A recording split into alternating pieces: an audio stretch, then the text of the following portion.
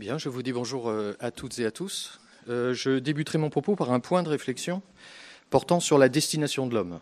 Et je ferai remarquer ceci, c'est que si on considère l'homme comme un être perfectible, c'est-à-dire si on considère l'homme en tant qu'esprit, on s'aperçoit que l'homme n'est pas en quelque sorte, dès le départ, déterminé à être ceci ou cela.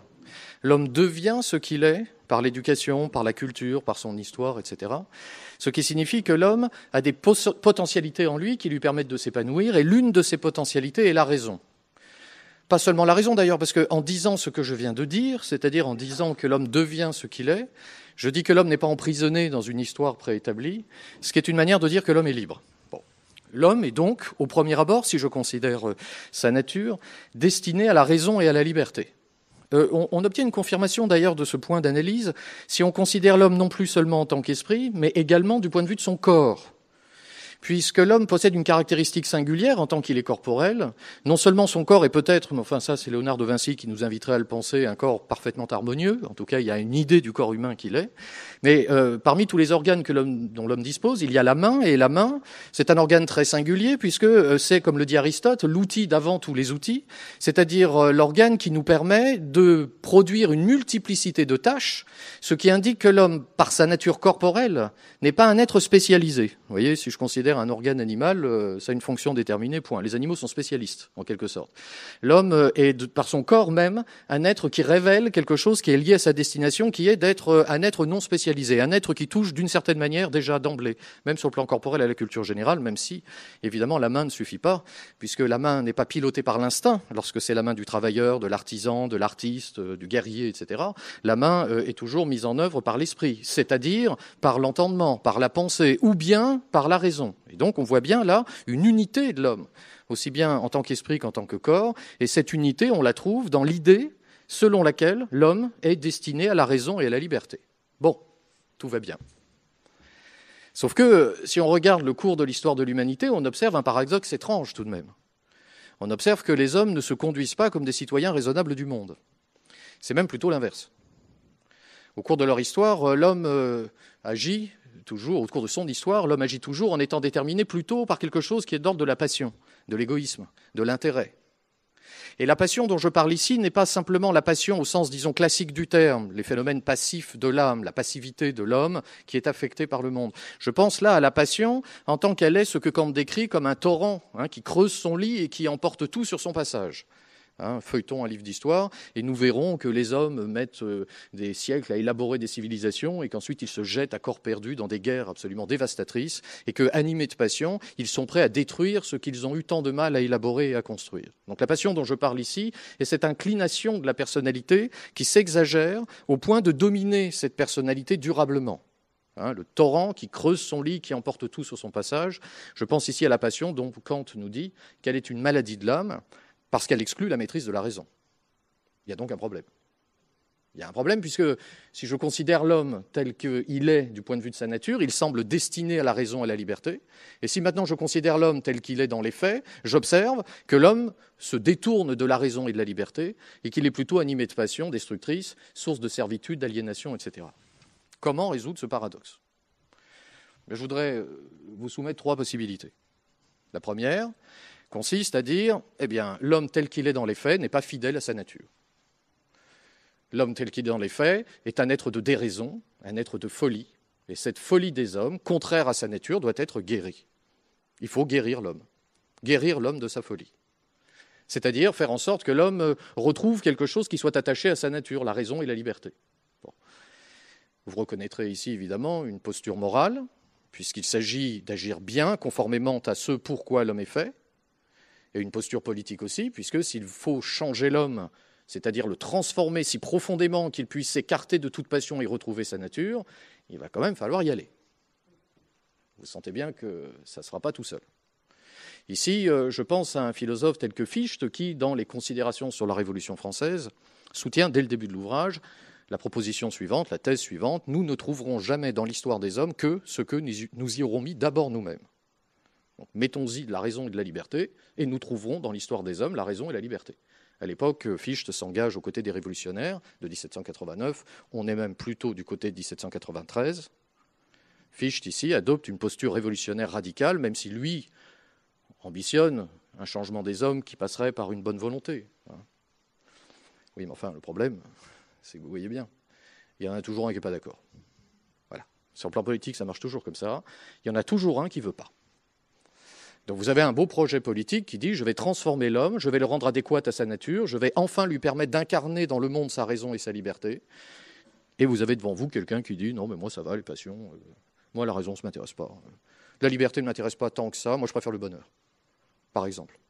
Et on peut être heureux en étant esclave, après tout. S'il me plaît à moi d'être battu, si je paraphrase la pièce de Molière, ici, c'est pour évoquer une posture, finalement, d'un renoncement à la liberté totalement contraire à l'ambition de guérir l'homme de sa folie.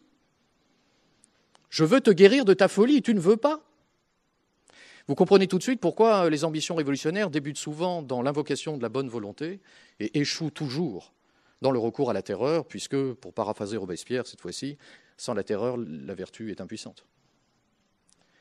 Et c'est comme ça qu'avec la meilleure bonne volonté du monde, on produit des dévastations politiques.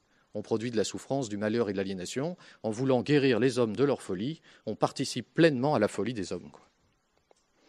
En venant ici, d'ailleurs, je pensais à un slogan qui m'est revenu à l'esprit. Lénine, réveille-toi, ils sont devenus fous. Évidemment, le problème, c'est que Lénine était peut-être déjà depuis longtemps, même s'il n'était plus là, devenu fou. C'est ça, l'invocation de la révolution pour changer l'homme, c'est l'invocation d'un discours moral, en fait, qui prétend modifier l'homme au nom d'une idée qui surplombe l'humanité. Mais je me répète, il y a toujours quelqu'un qui ne veut pas changer. Qu'est-ce qu'on en fait? Et alors ici, j'évoque le point de vue de celui qui doit subir la transformation, la guérison, qui peut, le cas échéant, être contraint à être guéri. Mais on pourrait tout aussi bien évoquer le point de vue de celui qui prétend guérir, qui prétend produire la guérison, le médecin de l'âme, ou le médecin du corps, celui qui prétend, par la contrainte, modifier l'humanité. Celui-là, je le disais à l'instant, qu'est-ce qu'il met à l'abri de la folie des hommes? On pensera ici à l'aporie du maître, dont Kant nous parle dans un très beau texte qui s'appelle « L'idée d'une histoire universelle au point de vue cosmopolitique ». Kant évoque ça. L'homme est mauvais, il a donc besoin d'un maître. Le problème, c'est que le maître est un homme, et que par conséquent, il aura besoin d'un maître, qui étant un homme, et vous voyez, on est pris dans une impasse.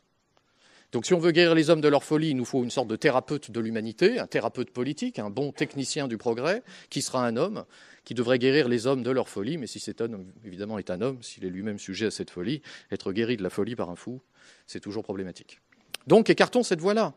Il nous reste une deuxième possibilité. La deuxième possibilité consiste à surmonter le paradoxe de la rationalité intrinsèque de l'homme, d'un côté, et du fait que l'on constate qu'il n'agit pas comme un citoyen raisonnable du monde de l'autre. Donc la solution consiste à surmonter ce paradoxe en baissant les bras, en laissant faire et en se disant qu'un concours épicurien de circonstances pourra peut-être permettre l'avènement d'une société de justice et de paix favorable au progrès de la raison et de la liberté.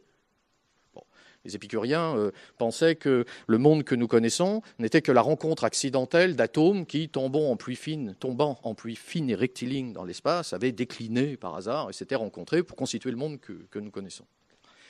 Ce concours épicurien de circonstances, on peut le penser ou en appliquer une sorte de modèle analogue dans le champ politique. C'est-à-dire, finalement, il y aurait des passions qui s'entrechoquent et on peut peut-être envisager qu'un jour, avec un peu de chance, un concours épicurien de circonstances permettrait à ces passions de produire mécaniquement, mais donc accidentellement, une situation politique favorable au progrès de la raison et de la liberté. Voyez ? Donc il faudrait laisser faire et espérer quelque chose malgré la folie des hommes. Bon, alors évidemment, vous sortez bien tout de suite que la posture terroriste que j'évoquais tout à l'heure est tout à fait inquiétante, mais alors la posture que j'évoque à présent, elle est pas inquiétante, elle est angélique. Enfin, c'est une posture qui ne relève pas de la raison.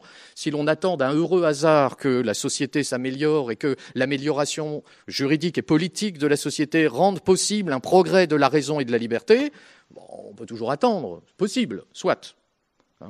Aristote disait qu'un bon scénariste, quand il écrit une histoire, il doit faire attention à faire en sorte que son histoire soit crédible. Vous voyez, quelque chose d'impossible et de crédible, ça marche toujours mieux que quelque chose de possible mais d'incroyable.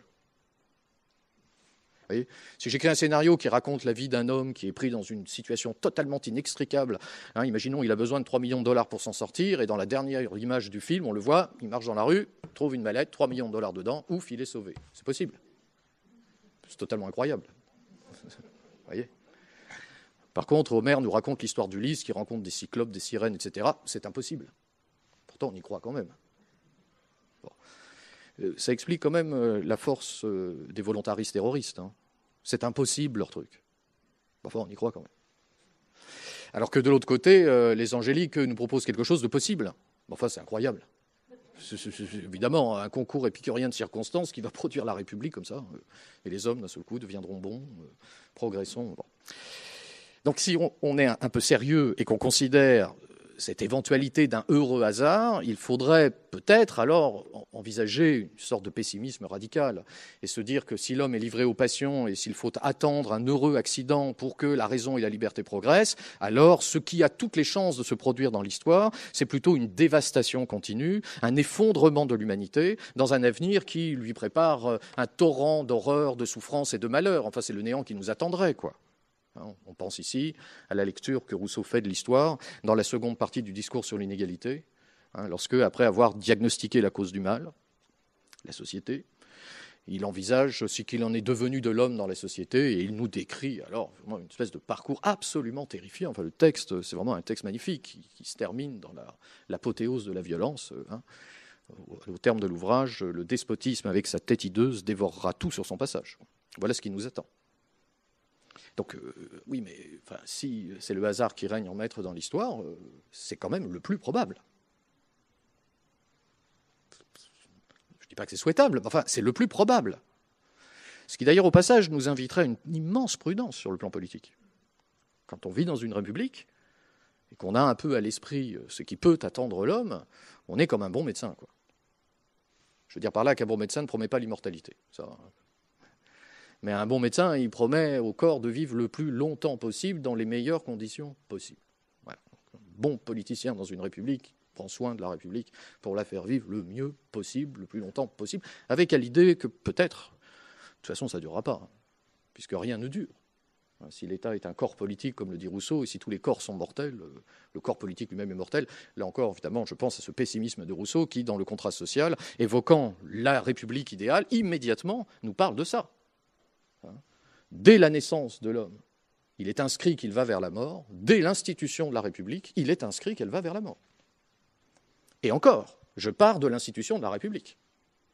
Parce que si elle n'est pas instituée, la probabilité de chance de la voir s'instituer est infiniment réduite. Bon, autrement dit, de la folie des hommes, nous n'aurions strictement rien à espérer.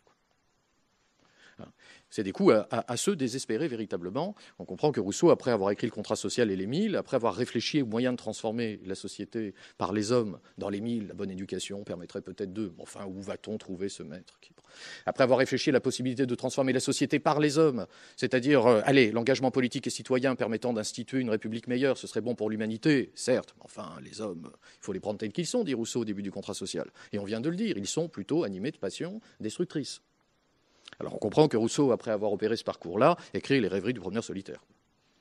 Voilà. Dans le fond, la solitude, ce sont des moments importants. Le travail est une valeur importante, mais les moments où on ne travaille pas, les moments de solitude où on se replie en dehors de la société, sont évidemment des moments tout à fait essentiels.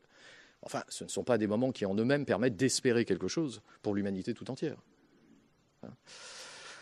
Donc, on a là une opposition de deux thèses qui chacune fait problème. La première nous propose de transformer l'homme en le guérissant de sa folie, en le guérissant de ses passions. Et finalement, c'est une position qui, historiquement, enfin, si j'avais dit ça au XVIIIe siècle, avant 1789, on aurait peut-être pu y croire. Enfin, nous, on vient au XXIe siècle, on voit un peu ce que ça donne. Ça échoue dans la violence et ça échoue dans la folie des hommes. Deuxième possibilité, on attend, on n'agit pas, on ne cherche pas à transformer, on espère qu'un heureux hasard produise finalement une situation plus favorable à la réalisation de la destination de l'humanité. Mais là, je l'ai dit, si on s'engage dans cette voie-là, on ne voit pas bien comment éviter le désespoir. Et si l'on n'évite pas le désespoir, on ne voit pas bien ce que signifie encore agir.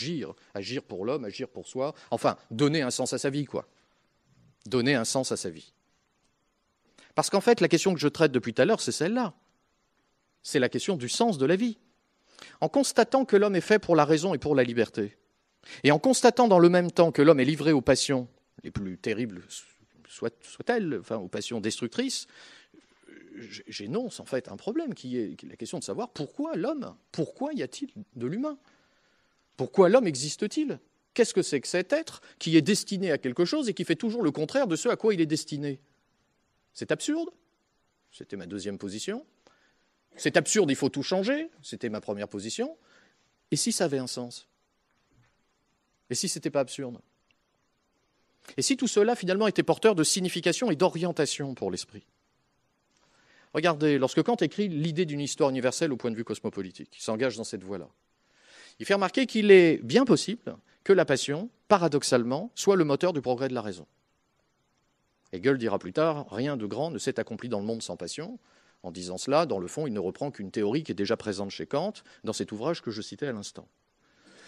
Rousseau est pas loin de cette idée-là lorsque, dans le second discours, il fait remarquer que ce sont les débordements du Nil qui sont à l'origine de l'invention de la géométrie. Le Nil déborde, il embarque tout sur son passage, ensuite il faut répartir les terres, le propriétaire a peur de perdre ce qui était son bien, et donc on invente l'art de calculer les périmètres et les surfaces afin que personne ne soit lésé. Bon, la passion du propriétaire est le moteur du progrès de la raison. Bon, Rousseau s'arrête là. Après, sur le plan politique et moral, il n'y a rien à attendre de la passion comme moteur. Mais Kant va plus loin, lui. Et s'il y avait, sur le plan politique et moral, à attendre quelque chose, sur le plan politique et juridique, s'il y avait à attendre quelque chose de la passion comme moteur. Par exemple, on constate que l'homme fait preuve d'insociabilité. Il obéit, dans le fond, toujours à 3 impulsions, que sont l'impulsion de la domination, il cherche toujours à pouvoir plus, à l'impulsion de l'ambition, il cherche toujours à valoir plus, et à l'impulsion de la cupidité, il cherche toujours à avoir plus. Bon. Vous voyez bien que la formulation que je vous propose est une formulation de la passion qui introduit l'idée d'un plus, donc d'une comparaison, c'est-à-dire de la société. Donc parce que l'homme est méchant, il est porté vers la société. Sinon, il ne peut pas se comparer. Et parce qu'il est méchant, dans la société, il vit une situation d'antagonisme général. Mais n'est-ce pas l'antagonisme général entre les hommes qui est le moteur du progrès du droit?